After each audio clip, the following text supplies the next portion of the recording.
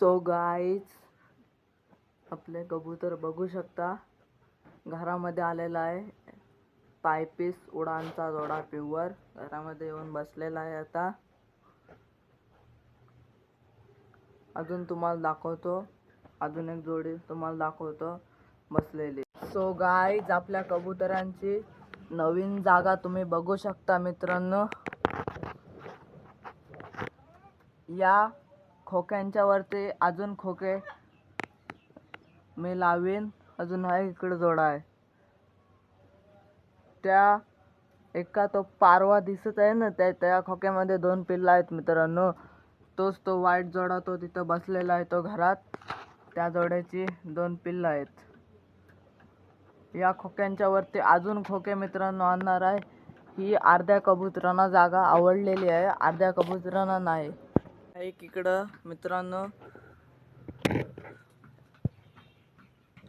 इकडे एक उडानचा एक जोड आहे. मादी टोपीमध्ये आहे, व्हाईट टोपीवाली मादी आहे. अजून नर कोट मध्ये आहे, तुम्ही बघू शकता. गाईच, तुम्हाला कबूतर पाळणं खूप सोपं वाटतं तर तुम्हाला दाखवतो. घारीने कबुतराला हवेमध्ये पकडून काय हाल केलाय कबुतराचा तो तुम्ही बघू शकता. दोन्ही पाय घारीने तोडून टाकलेले आहेत. कबुतराला एक पण पाय नाही मित्रांनो. बघा, ह्याला चालता सुद्धा नाही. त्या कबुतराला दोन्ही पाय घारीने तोडून टाकले. हे पहा, हा कबुतराचा काय हाल आहे. आता आपला ब्लॉग इथे संपण्यात आलेला आहे. या अशा परिस्थितीमध्ये मित्रांनो, माझ्या इथं कबुतरांची औषधं सुद्धा होती. अर्धी औषधं घरात आहेत, अर्धी बाहेर आहेत. बाकीचे कबूतर बाहेर आहेत, बाहेरचे कबूतर वेगळे आहेत मित्रांनो, आणि घरातले कबूतर वेगळे आहेत. या बॉक्स मध्ये एक येतं, एक बॉटल येतं आणि एक पावडर येतं. हे पाण्यामध्ये टाकायचे. हा एक ml येतं,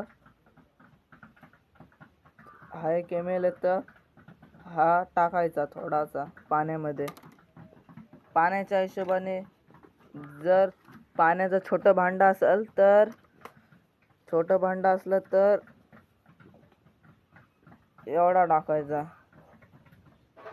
इथं लिहिलेलं आहे एवढा टाकायचा, नंतर एवढा टाकायचा. हे पण औषध आहे मित्रांनो कबुतरांचं माझ्या इथे. तर आता आपला ब्लॉग इथे संपण्यात आलेला आहे. कबूतर पालाल तर सांभाळून पाला.